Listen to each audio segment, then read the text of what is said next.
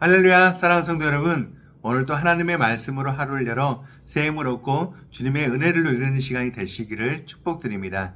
오늘 우리가 함께 보실 말씀은요, 사사기 1장 22절에서 36절 말씀입니다. 요셉 가문도 베델을 치러 올라가니 여호와께서 그와 함께 하시니라. 요셉 가문이 베델을 정탐하게 하였는데 그 성읍의 본 이름은 루스라. 정탐꾼들이 그 성읍에서 한 사람이 나오는 것을 보고 그에게 이르되 청하노니 이 성읍의 입구를 우리에게 보이라. 그리하면 우리가 내게 선대하리라 하매 그 사람이 성읍의 입구를 가리킨지라.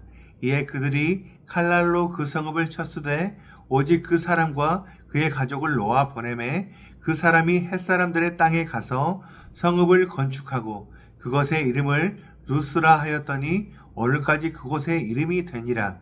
므낫세가 베스안과 그에 딸린 마을들의 주민과 다낙과 그에 딸린 마을들의 주민과 돌과 그에 딸린 마을들의 주민과 이블르함과 그에 딸린 마을들의 주민과 무기또와 그에 딸린 마을들의 주민들을 쫓아내지 못하매 가나안 족속이 결심하고 그 땅에 거주하였더니 이스라엘이 강성한 후에야 가나안 족속에게 노역을 시켰고 다 쫓아내지 아니하였더라. 에브라임이 게셀에 거주하는 가나안 족속을 쫓아내지 못하매 가나안 족속이 게셀에서 그들 중에 거주하였더라. 스불론은 기드온 주민과 나알롤 주민을 쫓아내지 못하였으므로 가나안 족속이 그들 중에 거주하면서 노역을 하였더라. 아셀이 압고 주민과 시돈 주민과 알랍과 악십과 헬바와 아빅과 루옵 주민을 쫓아내지 못하고 아셀 족속이 그 땅의 주민 가나안 족속 가운데 거주하였으니 이는 그들을 쫓아내지 못함이었더라.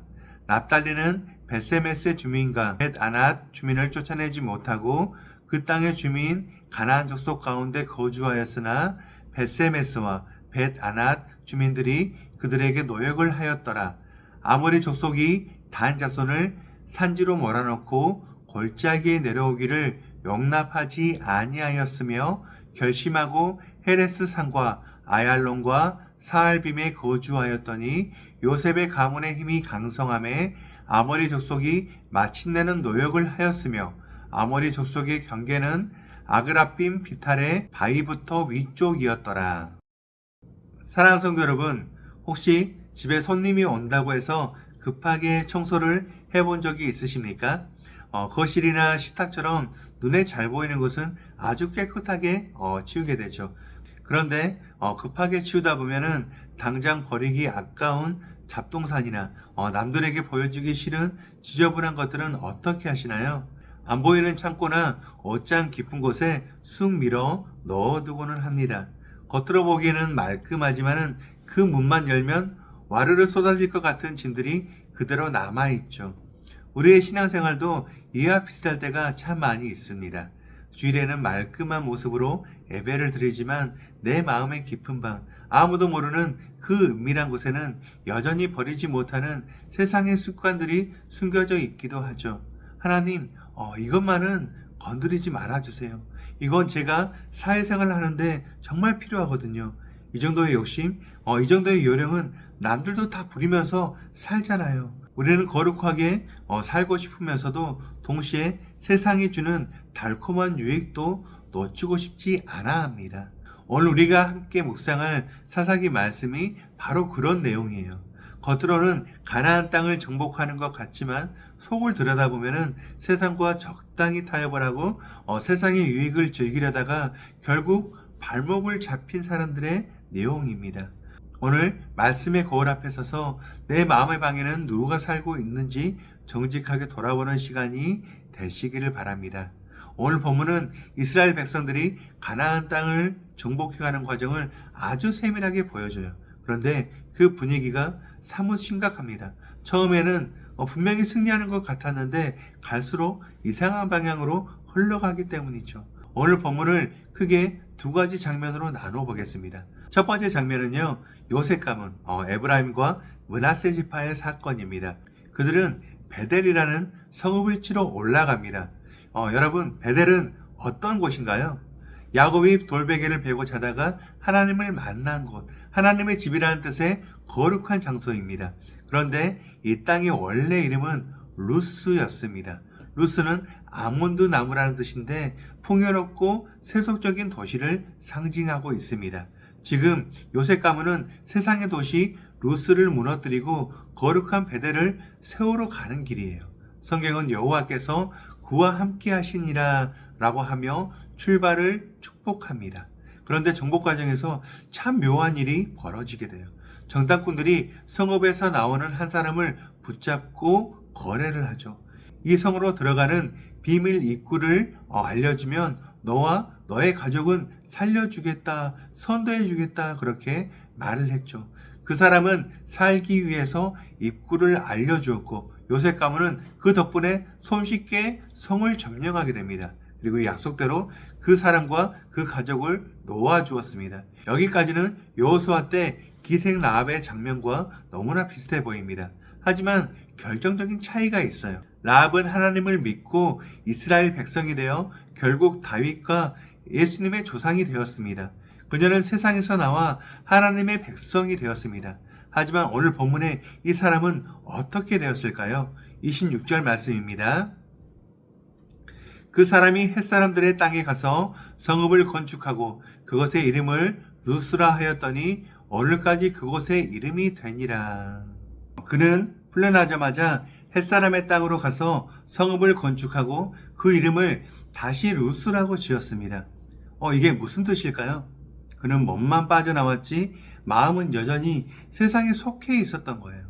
그는 또 다른 곳에 가서 자기가 살던 옛 세상의 문화를 그대로 심어서 제2의 루스를 만들어 버립니다. 요셉 가문은 눈앞의 성은 정복을 했지만 죄악의 씨앗을 살려보내는 실수를 범했습니다. 이 사람 하나쯤이야 하고 살려보낸 것이 결국 또 다른 세상의 도시를 만들어낸 것입니다. 이것은 절반의 성공이자 어떻게 보면 찜찜한 승리였습니다. 이어지는 두 번째 장면은 더 안타까워요. 사사기는 여러 지파의 이름을 하나씩 부르며 그들의 실패를 고발합니다.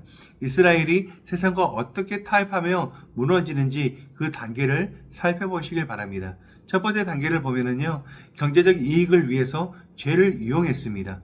성경은 계속해서 반복을 했죠. 가나안 족속을 쫓아내지 못하였으며, 처음에는 정말 힘이 없어서 못 쫓아내는 줄 알았습니다. 그런데 28절 말씀을 보면은 충격적인 말씀이 나와요. 28절 말씀입니다. 이스라엘이 강성한 후에야 가나안 족속에게 노역을 시켰고 다 쫓아내지 아니하였더라. 힘이 생겼는데 안 쫓아냈습니다. 왜 그랬을까요? 그들을 살려두고 노예로 부리면 돈이 되고 편안했기 때문입니다.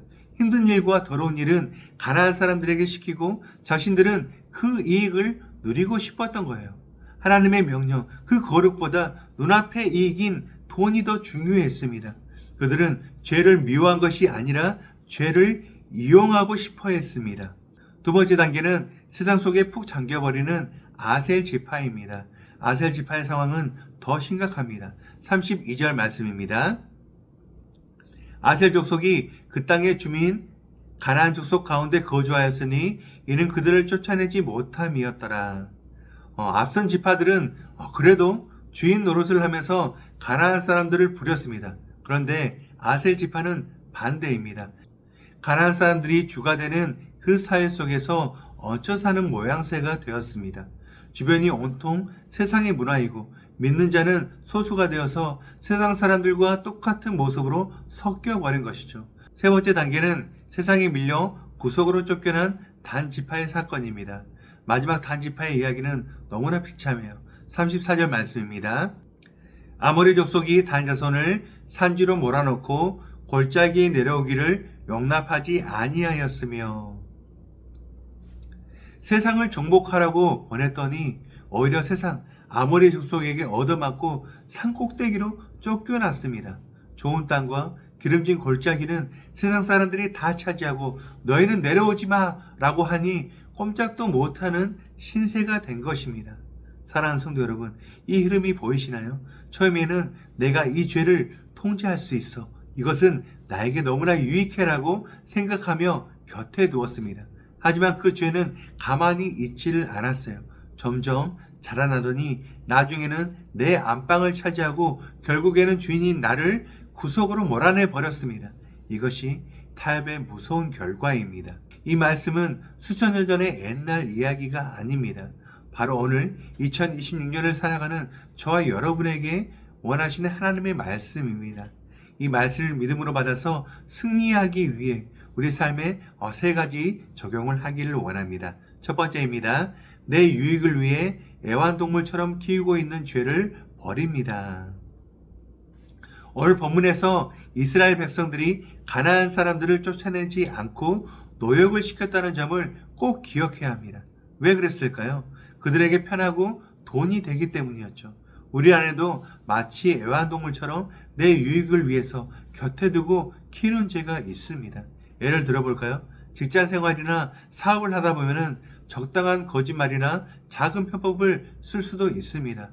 정직하게 하면은 무엇인가 손해를 보는 것 같고 살짝 거짓말을 하면은 일이 술술 풀리고 이익도 생깁니다. 그때 우리는 이 죄를 끊어내지 않고 오히려 이것은 융통성이야 라고 말을 하며 내 곁에 두고 노역을 시키는 거죠. 나에게 분명 이익을 가져다 주니까요. 또 어떤 분은 화를 내는 습관을 버리지를 못합니다. 왜냐하면은 내가 한 번씩 버럭 화를 내야 집안 식구들이 내 말을 듣고 부하 직원들은 움직인다 그렇게 생각을 하기 때문이죠. 분노라는 죄를 리더십의 도구로 이용을 하는 것입니다. 하지만 사랑하는 성도 여러분, 내가 부리고 있다고 생각하는 그 죄가 결국은 호랑이 새끼처럼 자라서 결국은 나를 잡아먹게 됩니다. 오늘 하루 나를 편하게 해주고 내 자존심을 세워주기 때문에 끊지 못하고 있는 그 달콤한 죄가 무엇인지를 찾아내서 과감하게 믿음 안에서 버려내시기를 바랍니다. 두 번째입니다. 베들의 삶에서 루스를 짓고 있지 않은지 내 삶을 점검합니다. 오늘 본문에 나온 사람은 은혜를 입어 목숨을 건졌지만 딴 곳에 가서 또다시 루스 세상의 도시를 지었습니다. 이것은 의중생활을 말하고 있어요. 우리의 몸은 교회 베델에 와 있고 직분도 있고 예배를 드립니다. 그런데 마음은 여전히 세상인 그 루스의 성공 방식을 따르고 있지는 않으신지 생각해 보시길 바라요. 주일에는 거룩한 성도인데 월요일에 세상에 나가면 완전히 다른 사람이 되어서는 안 됩니다. 남들 뒷담화하는 자리에 껴서 같이 웃고 떠들어야 마음이 놓이고 세상 사람들이 성공하려면 수단과 방법을 가리지 말고 밟고 올라서야 해, 높이 올라가야 해 그렇게 말하면 그게 정답인 것처럼 따라가는 것이죠. 겉모습은 하나님의 집에 사는 사람인데 그 속을 돌아다보면은 집을 짓고 있는 건물이 온통 세상의 가치관으로 된 루스인 것입니다. 하나님께서는 우리가 있는 그곳이 진짜 베델이 되기를 원하십니다. 오늘 여러분이 출근하는 직장이 그리고 여러분의 가정이 하나님을 모시는 거룩한 성전이 되게 하시길 바라요. 남들이 다 세상 방식으로 집을 지을 때 손해를 보더라도 정직과 사랑이라는 하나님의 벽돌로 집을 짓는 여러분이 되시기를 축원드립니다. 마지막 세 번째입니다. 실패라는 자리에서도 함께 하시는 은혜를 붙듭니다. 사랑하는 성도 여러분, 오늘 말씀을 보면서 마음이 좀 무거워지시나요? 나는 단지파처럼 세상에 밀려 실패했구나. 나는 므낫세처럼 돈 때문에 타협을 했구나 하는 그런 자책이 드실 수도 있습니다. 하지만 오늘 말씀 22절 말씀을 다시 기억하시길 바라요. 여호와께서 그와 함께 하시니라. 하나님은 이스라엘이 이렇게 부족하고 계산적이고 자꾸 넘어질 것을 이미 아셨습니다. 그럼에도 불구하고 그들과 함께하기를 포기하지 않으셨어요. 이것이 바로 은혜입니다. 우리의 힘만으로는 내 안에 거대한 세상의 욕망을 다 쫓아낼 수가 없습니다. 그래서 우리에게는 주님이 필요합니다. 십자가에서 모든 죄를 이기신 예수님이 우리 안에 오셨습니다. 오늘 하루 나의 연약함이 느껴지실 때마다 좌절하지 마시고 예수님의 이름을 부르시길 바랍니다. 주님, 내 힘으로는 이 욕심을 도저히 이길 수가 없습니다. 내 의지로는 저 유혹을 끊을 수가 없습니다. 주님이 내 안에서 주인이 되어주셔서 나를 몰아내려는 저 세상을 꾸짖어 주시옵소서. 그렇게 주님을 의지하게 될 때 세상에 쫓겨다니던 인생이 세상을 이기는 인생으로 변화가 될 줄 믿습니다. 우리 함께 기도하시겠습니다. 사랑과 은혜가 풍성하신 하나님 아버지, 오늘도 저희에게 생명을 주시고 말씀의 거울 앞에 서게 하시니 감사합니다. 지난밤 편안히 쉬게 하셨지만 저희의 마음은 여전히 세상의 염려와 욕심으로 복잡했음을 고백합니다. 주님, 오늘 말씀을 통해 우리의 마음속 깊은 곳을 정직하게 들여다봅니다.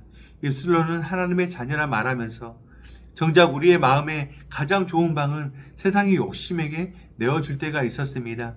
이스라엘 백성들처럼 당장의 편안함과 이익 때문에 죄를 끊어내지도 못했습니다. 이 정도는 괜찮아. 이게 나에게 도움이 돼. 남들도 다 이렇게 살아라고 합리화를 하며 죄와 타협하며 살았던 우리의 어리석음을 용서해 주시옵소서. 내가 죄를 이용한다고 생각했지만 사실은 죄가 우리를 구속으로 몰아넣고 있었음을 깨닫게 됩니다. 주님, 우리의 힘으로는 끈질긴 이 옛사람의 습관을 몰아낼 능력이 없습니다. 단지파처럼 세상에 밀려 무기력하게 서 있을 때가 너무나 많이 있습니다. 오직 예수 그리스도의 보혈로 저희를 덮어주시옵소서.